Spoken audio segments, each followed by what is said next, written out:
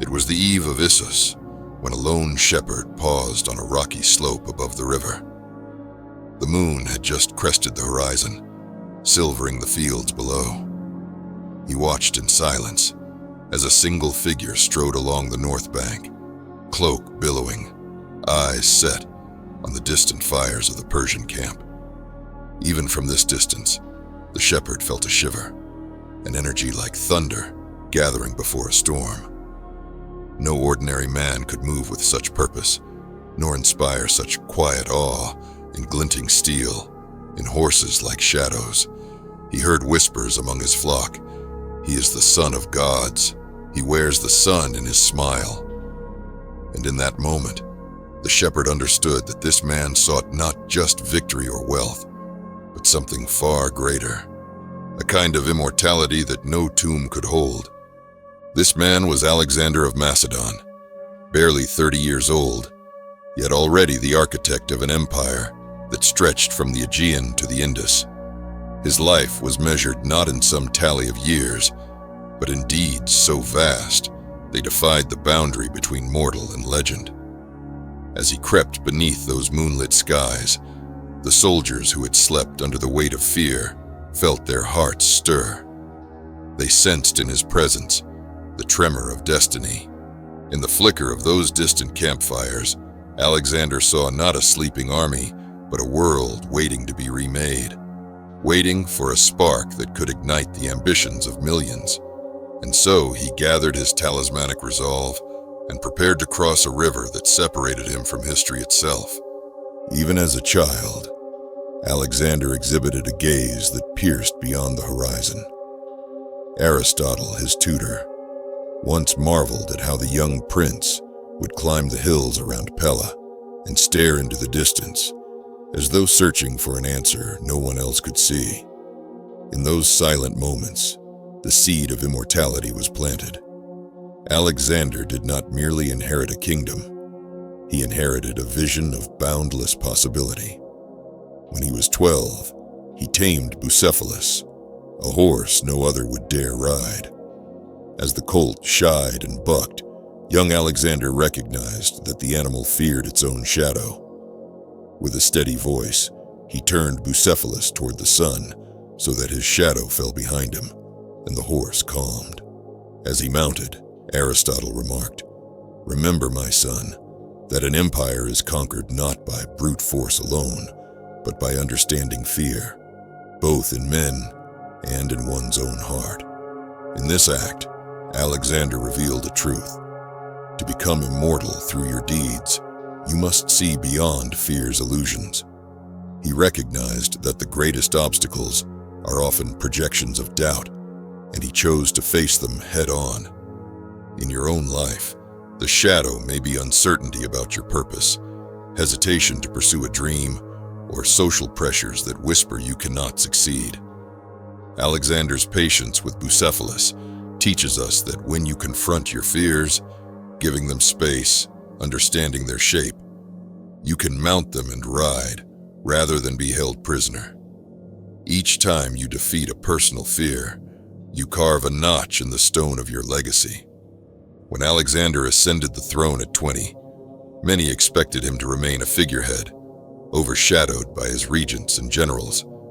But he moved swiftly to consolidate power, not through cruelty, but through decisive action and a resolute mind. In the winter after his father's death, when the Macedonian courtiers debated whether Alexander was fit to lead, he strode into the Senate chamber. He wore no crown. His tunic was simple, his hair disheveled by grief and wind. Yet when he spoke, his voice rang with conviction. "If you seek a leader who hesitates, look elsewhere. I shall not falter. I shall not delay." The courtiers, expecting a timid youth, saw instead a man whose purpose set his very bones ablaze. With that statement, he forged his own resolve into a blade that could cleave through doubt. Self-mastery was the anvil upon which his legacy was hammered.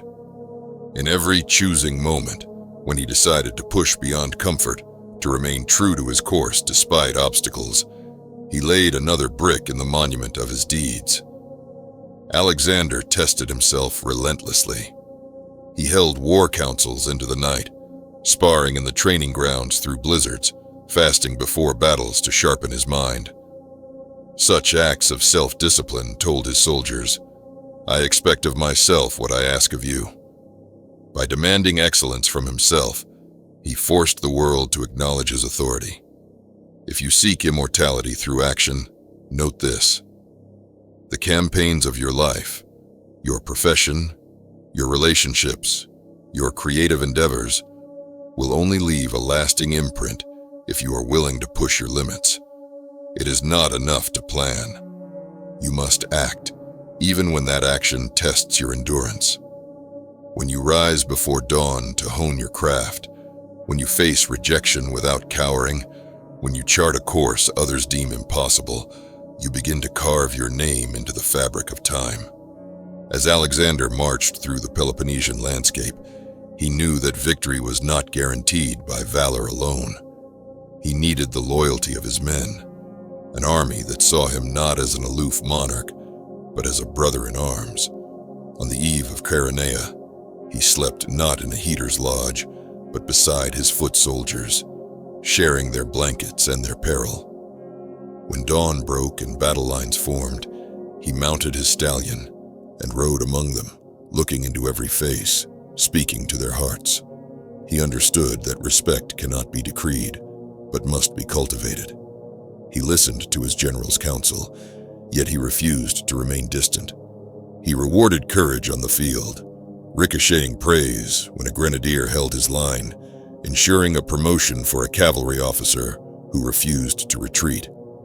In the heat of battle, he never flinched. Instead, he repositioned himself so that his men could see his fortitude, drawing strength from his presence. Respect, he seemed to teach, is also the product of shared hardship and mutual trust. In your own world, consider how you build loyalty. Do you share hardships with your team? Do you extend credit to those who shine, or do you claim the glory alone? When you recognize the contributions of others, you create a bond stronger than fear, one founded on mutual respect. Such bonds survive your own departure, carrying your legacy forward in the hearts and stories of those you led.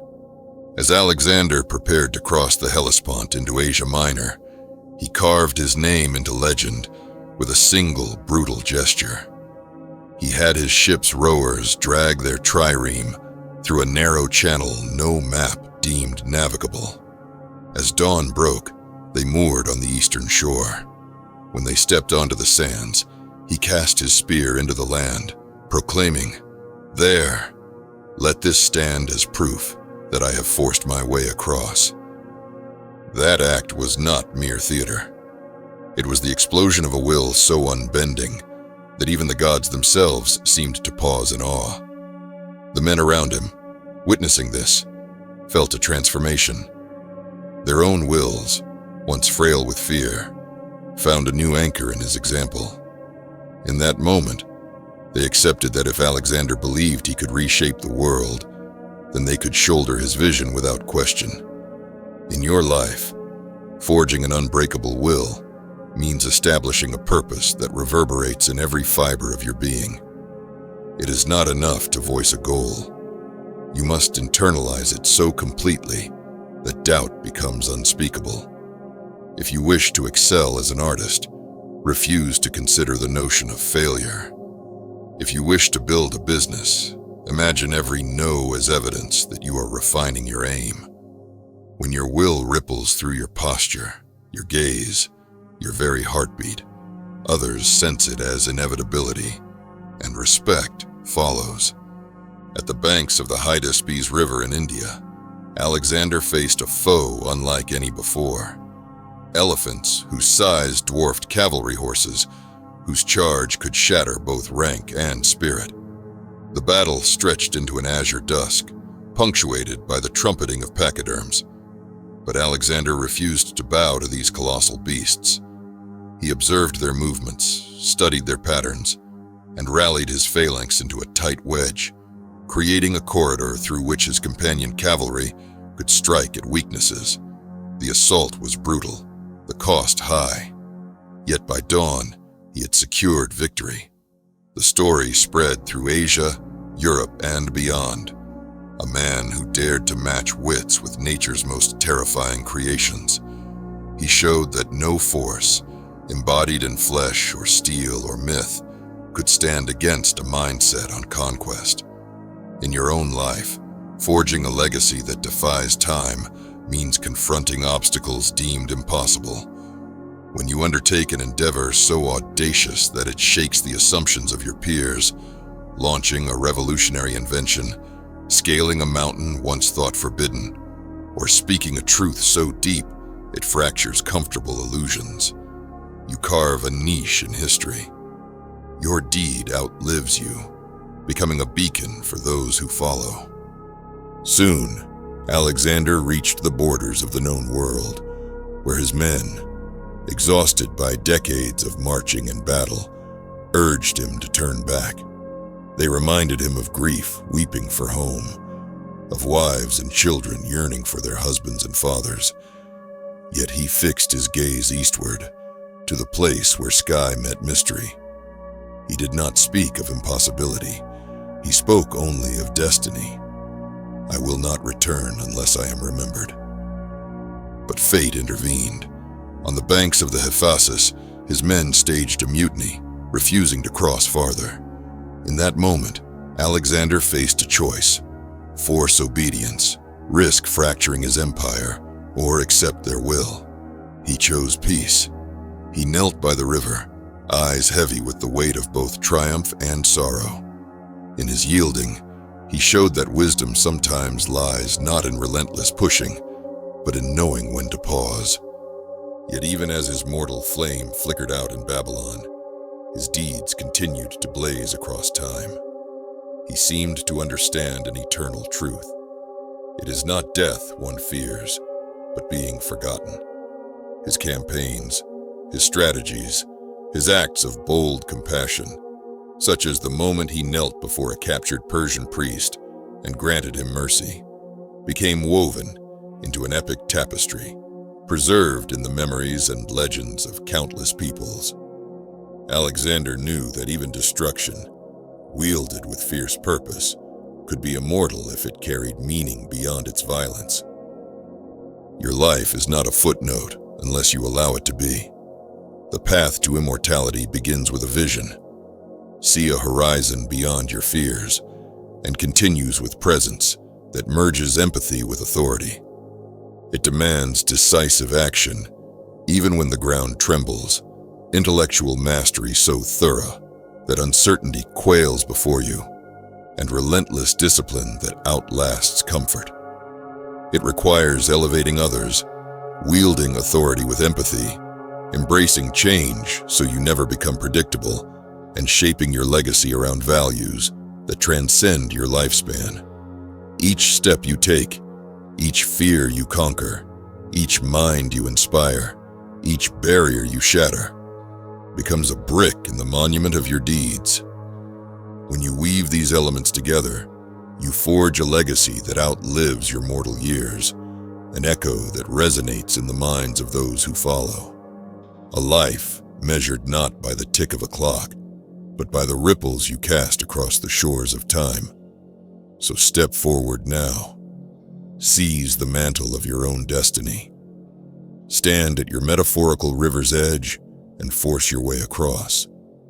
Peer into that horizon, whatever your Hydaspes may be, and remember that true immortality comes not from defying death, but from transcending it through the greatness of your deeds.